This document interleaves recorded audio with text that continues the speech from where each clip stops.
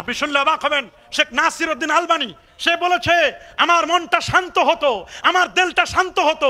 ঠিক ইবনে তাইমিয়া একই বক্তব্য, যদি মুহাম্মদের মাজারটা ওই মদিনা থেকে যদি আমরা অন্যদিকে নিয়ে যেতে পারতাম, মাযাল্লাহ নাউযুবিল্লাহ।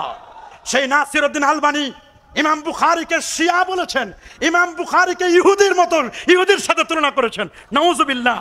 আপনি তানাকুজ আলবানীতে সেগুলো জবাব দেওয়া হয়েছে।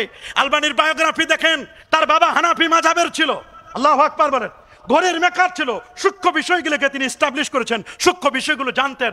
আজকে আমরা যখন কোনো বিষয় বলি, ওরা আলবানীর দোহাই দেয়, আলবানীর কথা বলে। আলবানীর কথা এখানে এই জন্য বলে রাখা দরকার, আমরা যখন শবে বরাতের ব্যাপারে 36টির মতো হাদিস কোট করলাম, এক পর্যায়ে আস্তে আস্তে 16টি 17টি, এরপর এক পর্যায়ে আমরা যখন বললাম যে না, শেখ নাসিরউদ্দিন আলবানী সিলসিলাতু আহাদিস সহিহার মধ্যে তিনি 7টি হাদিসকে সহিহ বলেছেন, সহিহ বলেছেন, 3টি হাদিসকে হাসান বলেছেন, তখন বলে যে না, এই মাসআলাই আলবানী বুঝে নাই। কত বড় সুবিধাবাদী! আপনি শুনলে অবাক হবেন, প্রয়োজনে আলবানী কেন, ওরা রাসূলুল্লাহকে বাদ দেয়। কথা বলেন, ওরা মূলত ওরা নিজেরা বলে আমরা অমুককে মানি, অমুককে মানি, আসলে মানে যাকে সে হলো শয়তান। ওরা শয়তানের অনুসরণ করে, শয়তানের অনুকরণ করে, আল্লাহকেও মানে না, রাসূলুল্লাহকেও মানে না। মনে রাখবেন, এই ওয়াহাবিদের প্রধান বৈশিষ্ট্য, এরা ক্ষেত্র বিশেষ আমার আল্লাহর সাথেও টক্কর দিতে চায়। রাসূলুল্লাহর শানে গোস্তাখি, আজমতে সাহাবার ব্যাপারে তাদের গোস্তাখির তো কোনো শেষ নাই। ওদের ছোট থেকে ছোট, আদনা থেকে আদনা, এই কাজগুলো কিন্তু তারা করে যাচ্ছে।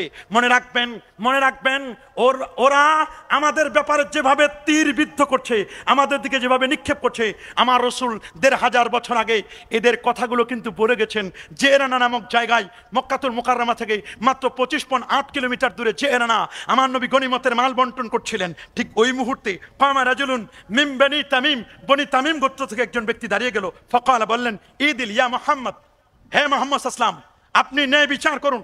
রাসূল বলেন, ফাকালা, আল্লাহ নবী বলেন, ওয়াইলাক ওয়া মান ইয়াদিল, আমি রাসূলুল্লাহ যদি ন্যায় বিচার করতে না পারি, তাহলে মান ইয়াদিলু, এই পৃথিবীর মধ্যে ইল্লাম আদিল মান ইয়াদিল, আমি রাসূল যদি ন্যায় বিচার করতে না পারি, এই কে পৃথিবীতে ন্যায় বিচার করবে বলো?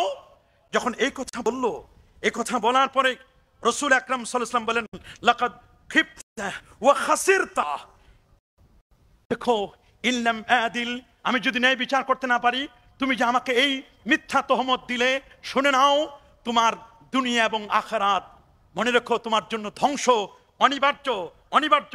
ফাকালা ওমর, হযরত ওমর রাদিয়াল্লাহু তাআলা তিনি দাঁড়িয়ে গেলেন, বলেন, ইয়া রাসূলুল্লাহ, আলা ইয়া রাসূলুল্লাহ, হুজুর ইসাল্লি, আমাকে অনুমতি দিন, ইয়া রাসূলুল্লাহ, আমাকে অনুমতি দিন, ফাকতুলু হাদাল মুনাফিক, এই মুনাফিকটাকে আমি তার গর্দানকে উড়াই দিই। সবাই বলল, কি বলো ওমর? এই লোকটি নামাজ পড়লো, এই লোকটি রোজা রাখলো, এই লোকটি, তুমি তাকে তার গর্দান উঠে চাচ্ছ। মনে রাখবেন, সমাজে কাবা সবকিছু থাকবে, সব থাকবে, দেখবেন হাতে 1000 দানার তসবিহ দেখবেন, সব ঠিক, আপনি দেখবেন সবকিছু ঠিক পাবেন। কিন্তু সমস্যাটা হলো, আমার রাসূলুল্লাহর শানে বিয়াদবি করলে, গোস্তাখি করলে, তার আমলি মুনাফিক 2 প্রকার, মুনাফিক ফিল ইতিকাদ, আকীদাগত মুনাফিক ফিল আমলগত মুনাফিক, ফিল আমল। রাসূল বলেন সহিহ বুখারী না, আরবাউন কুন্না ফি খালিসা, ওই লোকটি নির্ভয় মধ্যে ইজা হাদাসা কাজা বলবে, মিথ্যা বলবে,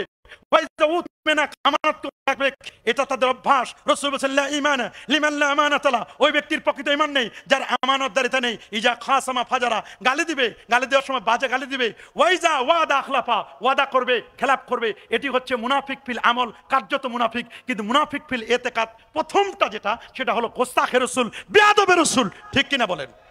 যারা গোস্তাখে রাসূল, বেয়াদবে রাসূল, আমরা আজকে দেখতে পাচ্ছি যারা ওয়াহাবি, যারা সালাফি, তাদের টার্গেট, আপনি তাদের দেখান, তাদের এমন একটা মাহফিল আপনি পাবেন না, এমন একটা ওয়াজ, এমন একটা সেমিনার আপনি পাবেন না। ওদের ছোট বড়, দাড়ি পাকা আর কাঁচা, ওদের উঁচা আর লম্বা, ওদের নিচু আর খাটো, যাকে আপনি দেখবেন কোনো না কোনো ক্ষেত্রে রাসূলুল্লাহর শানে গোস্তাখি করবে। হিসাব মিলাই রাসূলুল্লাহ আবু বকর সিদ্দিক রাদিয়াল্লাহু তাআলা কয়বার হজ করেছে আর নিজের হজ মিলাই, এর আগে হজরতও বলে না, শেষে রাদিয়াল্লাহু তাআলা আনহু বলে না।